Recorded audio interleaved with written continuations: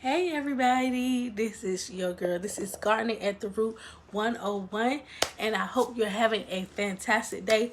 Again, make sure you click the subscribe put a little thumbs up for me. Make sure you leave a comment below where you actually are, what zone you're in, or where you actually chiming in from, because I would love to see the new subscribers to let me know where you coming from. I really am excited about launching my very first gardening page. Again, this is Gardening at the Root, and once you click my page, you are officially a Gardening at the Root family. Okay, so let's get in this video. This is going to be a very short video. Make sure you hit the notification bell so that when I upload videos, you will be the first one to see them.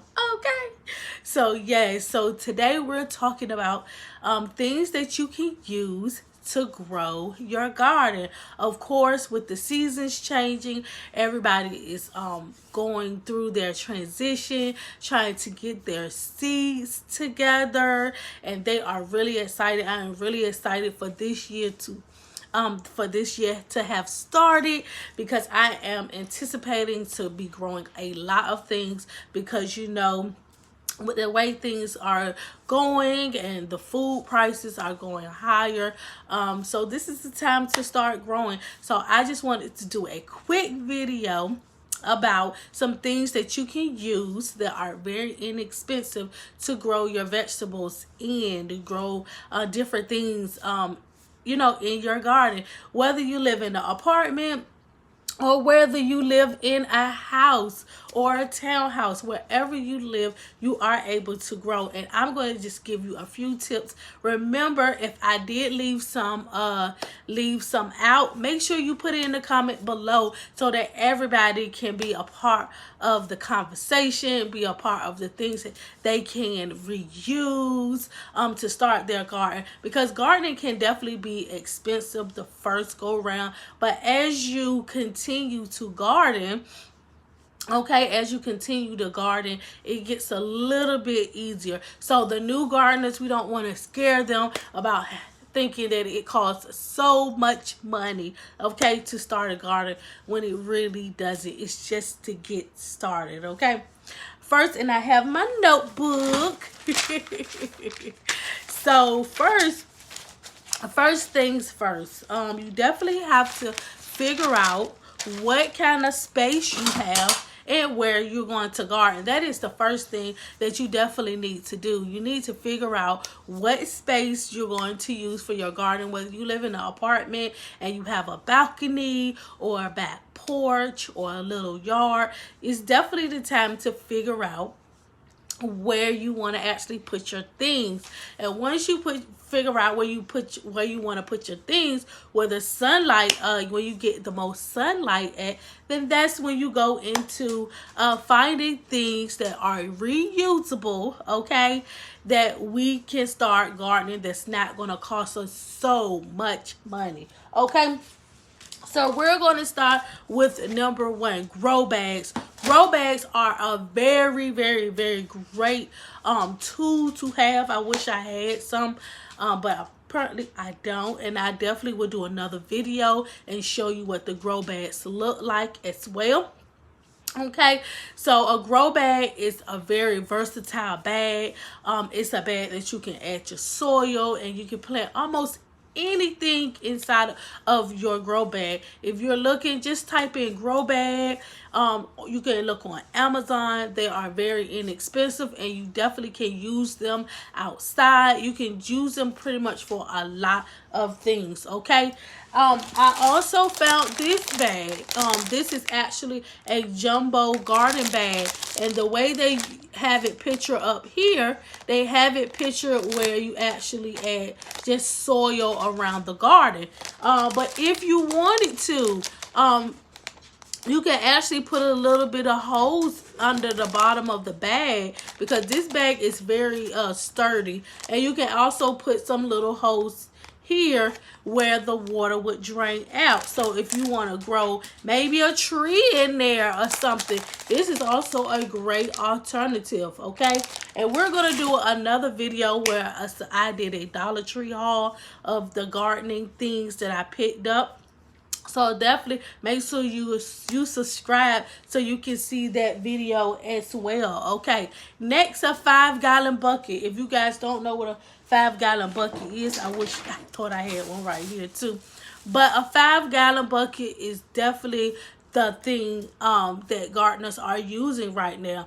5-gallon buckets are very inexpensive. They are easy to maneuver around the house as well. Not the house, I'm sorry you guys, the garden. They're easy to maneuver around the garden. They have a handle. I've seen people put trees in there growing tomatoes, all cucumbers, growing so many things inside of a 5-gallon bucket. Just remember, if you're going to use a 5-gallon bucket, make sure that it definitely has drainage holes in it, that you put holes in the bottom, and make sure that at the bottom there is a triangle, okay?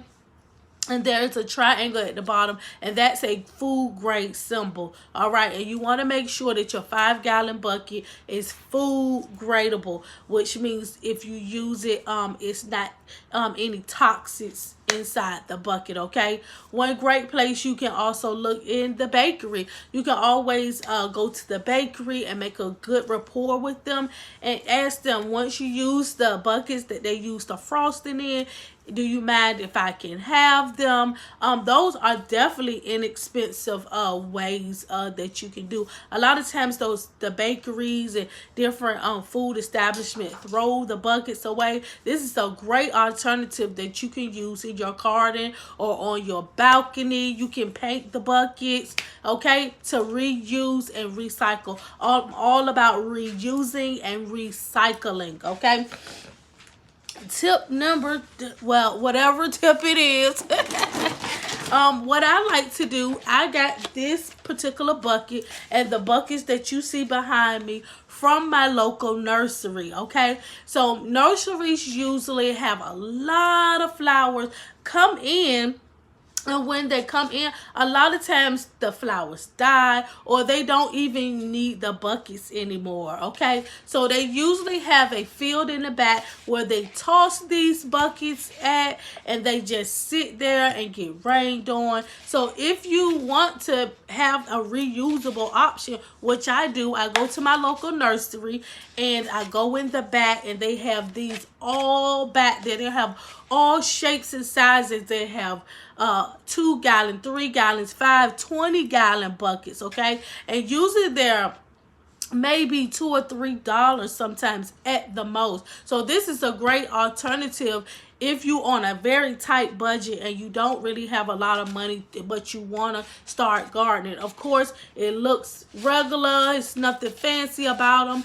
I've seen people put construction paper and different things on there. You have to do what makes it work for your garden, okay? And this is a great alternative if you want to reuse and recycle. I go to my local nursery all the time to buy these containers and reuse them. They are very sturdy, and of course, they are very inexpensive, okay? So make sure you check with your local nursery just to see if they have any of these containers in the back, and if they do, just purchase some, okay? Next, if you want to go a little bit more greener, I also use plastic bottles, okay? Plastic bottles are a great way to recycle and to help in your garden, okay? A lot of times we usually use the water bottles. For those who don't, kudos to you. So usually people drink the water bottles and throw it away. I keep my water bottles. I use them as self-watering things, and I'll do another video about that as well. So I use them to self-water my plants when I'm starting to have a bigger garden and I can't seem to get around to all my babies, I use those, okay? And I definitely will make a video about those. I also will make a video of how I reuse this for my garden. You can grow herbs. You can grow all types of things in plastic bottles like this where you would just put holes in it. But again, I would definitely do another video about this, how to use this into your garden. So this is also a great alternative to use it in your garden. Next, you have little pots such as this that has hanging things on it, okay? Hanging strings. What you like to do is these come from the Dollar Tree. So if you want to go to the your local Dollar Tree, they have really nice buckets where you poke holes in them. Okay, and you can reuse these as well. These are a great alternative to use when you want to grow whatever you want to grow in. Remember, you're looking for practical, inexpensive things that you can use, okay? And last but not least, you have laundry baskets. Of course, everybody might not know about a laundry basket. Like this laundry basket is kind of tore. So what I'm going to actually do, I have liners for your plants on order. So what I'm going to actually do is I'm going to actually take this, as long as there is a bottom. Sorry, you guys. Shh.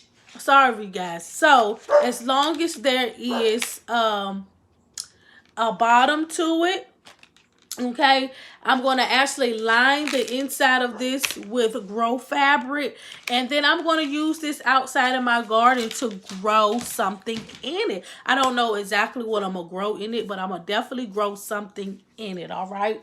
So hopefully these little tips, okay, helped you out to give you a great visualization of what you can actually grow, okay, in your garden, what materials you can use. There are so many different materials you can use. I would definitely do a part 2 of more things that I have found that you can use in your garden to help cut down the expense, okay? So if you have some other great ideas of things you can use, make sure you put it in the comments below. Make sure you give me a thumbs up and subscribe to my channel and tell all your friends you have a new gardener in town.